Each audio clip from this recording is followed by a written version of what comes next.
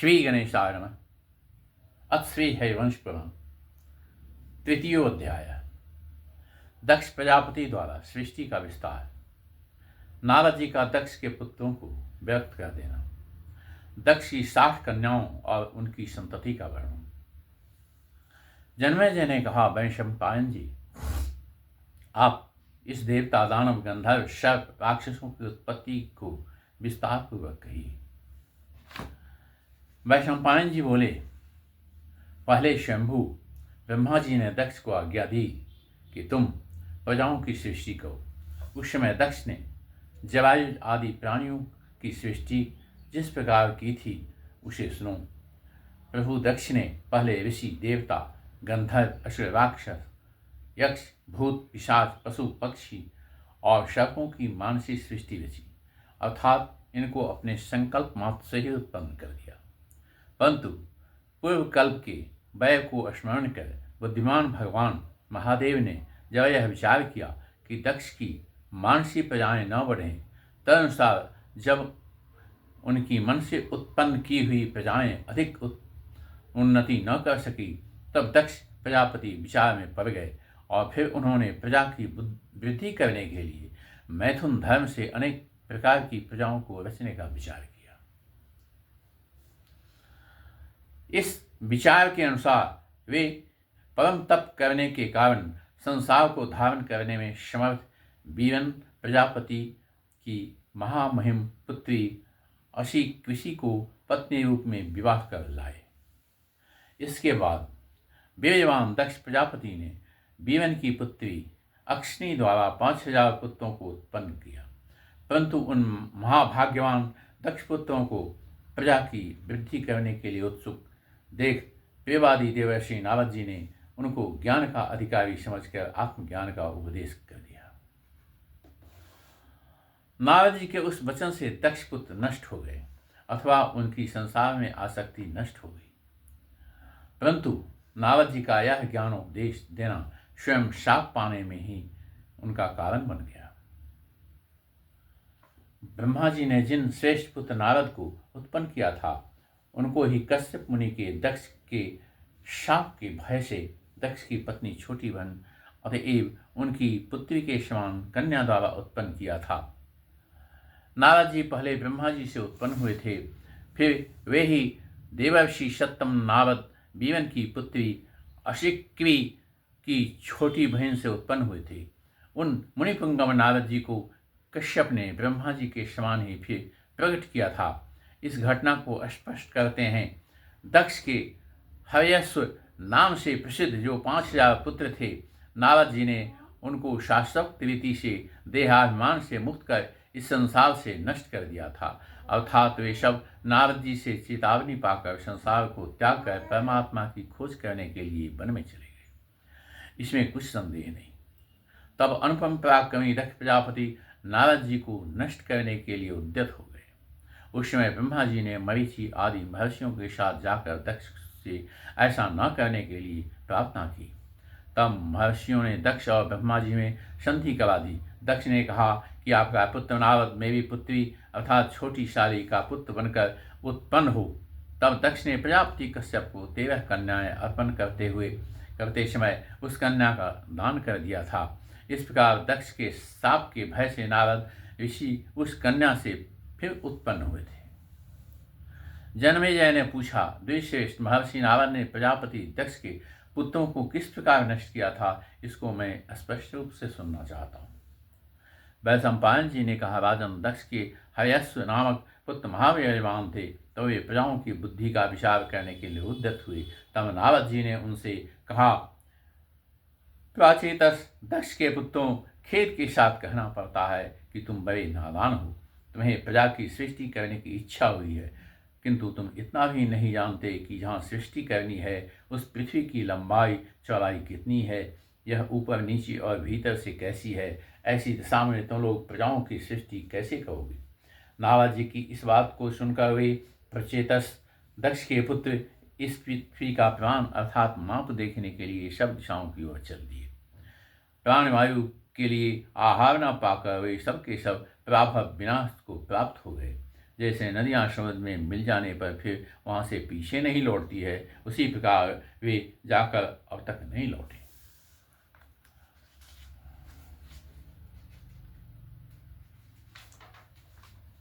प्रचेताओं के पुत्र प्रभु दक्ष ने हयस्सों को नष्ट हो जाने पर बीवन की पुत्री से ही फिर सहस्त्र पुत्रों को उत्पन्न किया।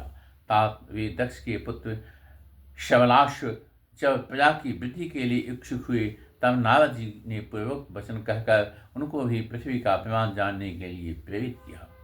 तो वे शव आपस में कहने लगे, महामुनि नारद जी ठीक ही कहते हैं। अपने भाइयों के मार्ग को जानने के लिए निस्संदेह हमें अवश्य प्रयत्न करना चाहिए। हम पृथ्वी के प्राण को जानकर एकाग्र और स्वस्थ चित्त से सुखपूर्वक प्रजाओं की क्रमानुसार सृष्टि करेंगे। ऐसा निश्चय करके वे भी उस मार्ग से चारों दिशाओं की ओर चल दिए। समुद्र से उनमें मिली हुई नदियों के समान अभी तक नहीं लौटे। शवलाश्वों के भी नष्ट हो जाने पर दक्ष प्रजापति ने क्रोध में भरकर नारद जी से यह बात कही कि तुम्हारी देह नष्ट हो जाए और तुम फिर गर्भ में निवास करो। राजन, उस दिन से जो भाई भाई को खोजने के लिए जाता है वह शीघ्र ही नष्ट हो जाता है। अतः विद्वान को ऐसा न करना चाहिए, अर्थात भाई को ढूंढने के लिए भाई को नहीं जाना चाहिए। हमने सुना है कि अपने उन पुत्रों को भी नष्ट हुआ जानकर दक्ष प्रजापति ने बीवन की पुत्री द्वारा 60,000 कन्याओं को उत्पन्न किया, क्योंकि कन्या स्त्री होने से नारद जी के आत्मज्ञान के उपदेश की पात्र नहीं थी। गुरुकुलोत्पन्न जन्मेजय उनमें से कुछ कन्याओं को प्रभु कश्यप जी ने अपनी पत्नी के रूप में स्वीकार कर लिया एवं चंद्रमा, धर्म तथा दूसरे महर्षियों ने भी उनमें से कितनी ही कन्याओं को अपनी पत्नी के रूप में स्वीकार कर लिया। दक्ष ने धर्म को 10, कश्यप जी को 13, चंद्रमा को 27, अविष्नेमी को 4, भृगुपुत्र को 2, अंगिरा को 2 और विद्वान कुशाश ऋषि को 2 कन्याएं दी। उनके नामों को मुझसे सुनो।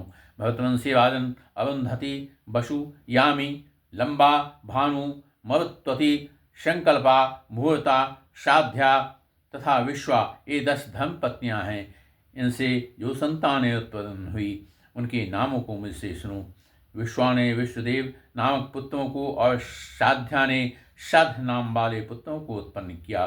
मरुत्वती ने मत्वान और वसु से वसु प्रकट हुए और तात भानु से भानु देवता और मुहूर्ता से छल्लव आदि कालाभिमानी देवता मुहूर्तज उत्पन्न हुए। घोष नामक मंत्राभिमानी देवता लंबा से उत्पन्न हुआ और यामी से स्वर्गाभिमानी नागवीथी उत्पन्न हुई तथा अरुंधति द्वारा धृत पशु औषध आदि सब पृथ्वी के विषय उत्पन्न हुए तथा संकल्पा से सब आत्मा संकल्प अर्थात मानस क्रियाभिमानी देवता उत्पन्न हुआ और यामी पुत्री नागविथि से विकलंबा कालांतर में वृष्टि करने वाले धर्म या ईश्वर का अवलंबन करने वाला देवता उत्पन्न हुआ।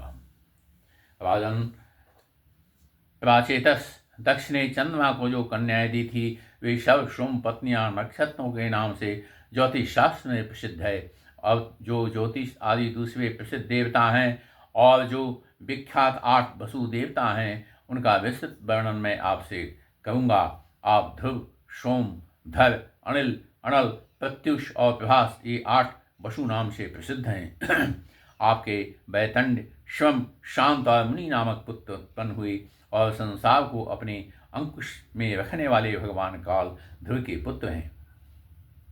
और सोम नामक वसु के पुत्र भगवान वर्चा हैं, जिनका पूजन करने से मनुष्य वर्चस्वी हो जाता है।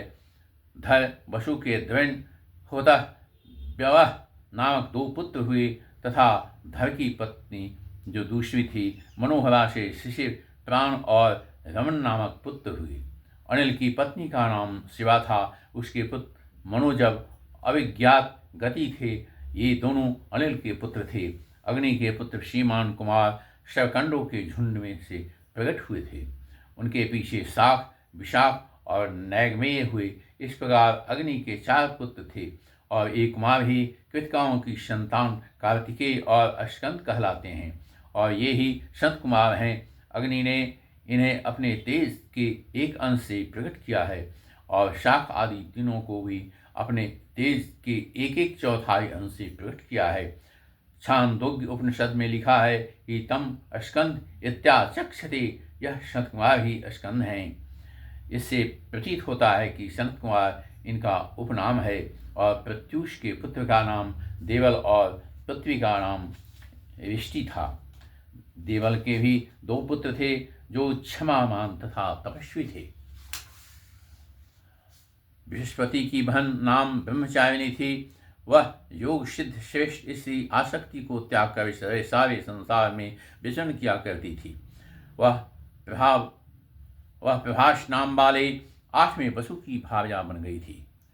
उनके गर्भ से विश्वकर्मा नाम वाले महाभाग्यवान प्रजापति उत्पन्न हुए और उन्होंने हजारों शिल्पों कलाओं की रचना की और वे देवताओं के बढ़ई हैं तथा वे शिल्पियों में श्रेष्ठ विश्वकर्मा सब आभूषणों के बनाने वाले हैं। उन्होंने सब देवताओं के विमानों को बनाया है और उन महात्मा के शिल्प से मनुष्य भी अपनी आजीविका चलाते हैं।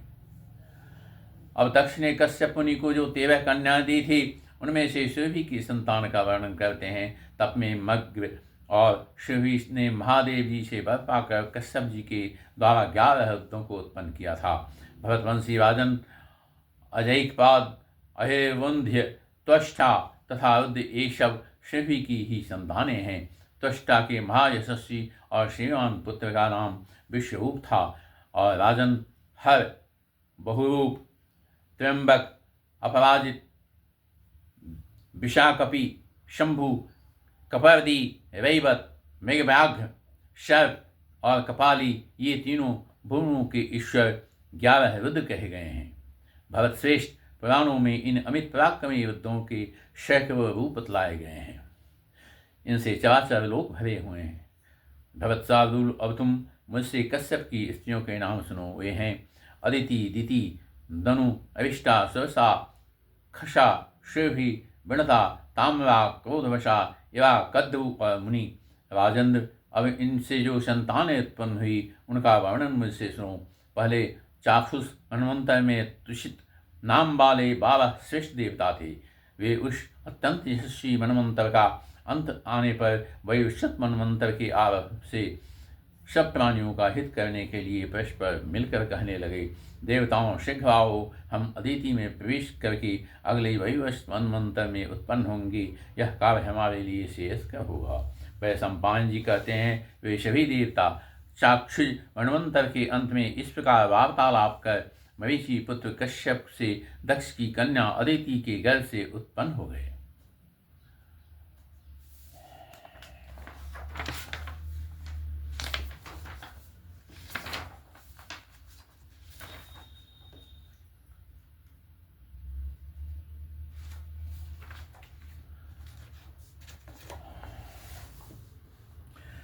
भारत, वहाँ विष्णु और इन फिर उत्पन्न हुए।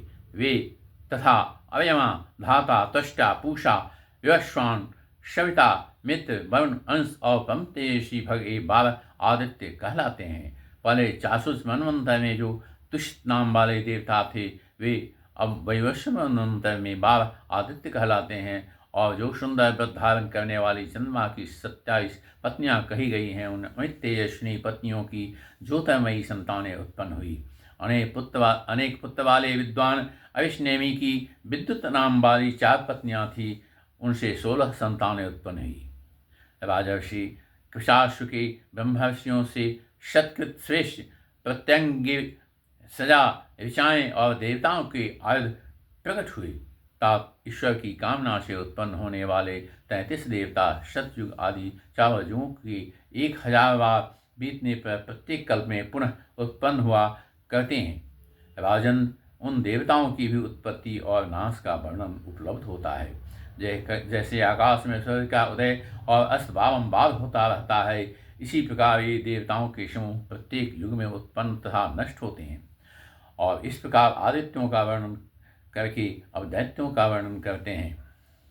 हमने सुना है कश्यप के दिति के 2 पुत्र उत्पन्न हुए थे। उनमें से एक हिरण्यकश्यप और दूसरा वीर्यवान हिरण्याक्ष था। इन कश्यप और दिति एक सिंह का नाम वाली कन्या भी थी। वह विप्रचित की को विवाही गई थी। उसके महाबली पुत्र शंख के नाम से प्रसिद्ध हैं। राजेंद्र वे अपने गणों सहित 10,000 हैं और उनके सैकड़ों पुत्र, हजारों पौत्र हैं, उनकी गिनती नहीं की जा सकती। महाबाहो और हिरण्यकश्यपु की संतानों का वर्णन सो हिरण्यकश्यपु के अनुहलाद, हलाद, वीर्यवान प्रहलाद और चौथा संघ्राद, ये 4 प्रसिद्ध पराक्रमी पुत्र उत्पन्न हुए। हलाद का पुत्र हरथ हुआ। शुंद और निशुंद ये दोनों संघ्राद के पुत्र कहलाते हैं। अनुहलाद के आयु और शिविकाल नामक 2 पुत्र थे। प्रहलाद के विरोचन नामक पुत्र हुआ और विरोचन से बलि नाम वाला पुत्र उत्पन्न हुआ। बलि के 100 पुत्र थे, उनमें बाण सबसे बड़ा था। राजन धृतराष्ट्र, चंद्रमा, इंद्रतापन, कुंभनाभ, गर्भाक्ष, कुक्षी और आदि बलि के 100 पुत्र थे। इनमें अतिबली बाण बड़ा था और वह शिव का प्रिय भक्त था। पहले कल्प में वाणासुर ने उमापति शंकर को प्रसन्न करके यह वर मांगा था कि मैं आपके पास विहार करूं। बाण की लोहिती नाम की पत्नी से इंद्रदमन नामक पुत्र उत्पन्न हुआ। राजन लाखों असुर उनके गंधे, हिरण्याक्ष के झरझर, शकुनी, भूल संतापन, महानाव और पराक्रमी कालनाव नामक 5 पुत्र हुए। वे विद्वान और परम पराक्रमी थे।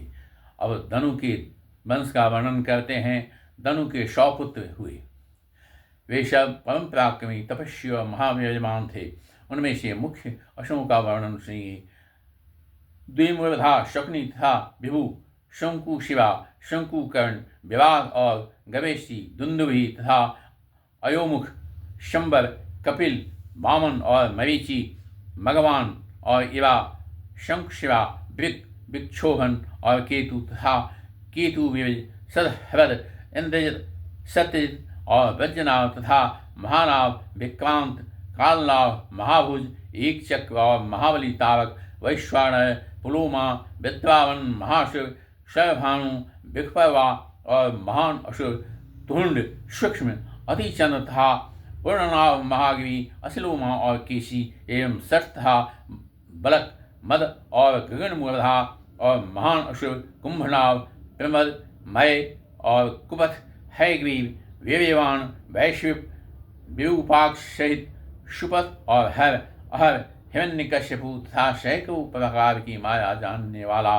शंबर, शव, शलभ और वीर्यवान विप्रचित्ति, ये सब धनु के पुत्र कश्यप जी से उत्पन्न हुए थे। इनमें विप्रचित्ति प्रधान था। ये शवदानव बड़े बलवान थे। नवाधिप इनकी जो संतानें हुई उनकी गिनती नहीं की जा सकती। महिपाल इनके अनंत पुत्र पौत्र उत्पन्न हुए। शैभानु के प्रभा नामक पुत्री उत्पन्न हुई और पुलोमा के उपदान भी है शिवा तथा शशि 3 कन्या उत्पन्न हुई। विखपर्वा की शर्मिष्ठा नाम की पुत्री उत्पन्न हुई। वैश्वानर, दानविकी, पुलोमा और कालिका नाम की 2 पुत्रियां थी। ये दोनों मरीचि नंदन कश्यप को विवाही गई। ये बड़ी शक्तिशालिनी थी। इन कन्याओं की बहुत सी संतानें उत्पन्न हुई। परम तपस्वी मरीचि कश्यप ने उन दोनों स्त्रियों से दानवों के आनंद देने वाले 60,000 पुत्रों को जन्म दिया। फिर 1400 पुत्र और उत्पन्न किए। ये सब हिरण्यपुर में रहते थे। इन हिरण्यपुर में रहने वाले महाबली पौलोम और काल के दानवों को ब्रह्मा जी ने वर देकर देवताओं से भी अवध्य कर दिया था। अर्जुन ने इनको वन में मार डाला था। प्रभा के नौक नामक पुत्र हुआ और शशि के संजय, शर्मिष्ठा ने पुरु को उत्पन्न किया था। उपदानवी ने दुष्यंत को, तदनंतर और भी बहुत से महावीरवान अति दारुण दानव शिंका के विप्रचित्ति द्वारा उत्पन्न हुए। फिर दैत्य और दानवों के संयोग से विप्रचित्ति के बहुत से तीव्र पराक्रमी पुत्र हुए। इनमें 13 महाबली दानव शैंक के नाम से प्रसिद्ध हैं। उनके नाम इस प्रकार हैं: बलवान वंश और शल्य, महाबली नभ, वातापी, नमुची, इलवल और खश्विम, आंजिक और नरक तथा कालनाव, शुक, पूतमन तथा वीरवान, वज्रवान नाव। इनमें से राहु सबसे बड़ा है जो सिर तथा चंद्रमा को पीड़ा देता रहता है। ह्राद के मूक और तुंड नाम वाले 2 पुत्र उत्पन्न हुए। सुंद के ताड़का से मारीच नामक पुत्र उत्पन्न हुआ तथा शुंद और ताड़का के शिवमान और विराजमान श्रीकल्प नामक पुत्र भी उत्पन्न हुए। ये सभी दानव श्रेष्ठ और धनु के वंश का विस्तार करने वाले हैं। इनके सैकड़ों पुत्र और हजारों पौत्र हैं। शंखवाद दैत्य के कुल में निवात कवच उत्पन्न हुआ। वे सब उदार थे और उन्होंने बड़ा भारी तप करके अपने चित्त को पवित्र कर लिया था। वे मणिमती नगरी में निवास करते थे। उनके 3 करोड़ पुत्र थे। वे भी देवताओं से अवध थे। उनको ही अर्जुन ने मार डाला था। ताम्राकी, काकी, श्रेणी, भासी, सुग्रीवी, सुचि, गिग्विका नाम की अत्यंत बलशालिनी 6 पुत्रियां कही जाती है। पम तब काकी ने कौओं को, उलूकी ने उल्लुओं को, सेनी सेओं ने बाजों को, भासी ने भास नामक पक्षियों को और गिग्घी ने गिद्धों को उत्पन्न किया।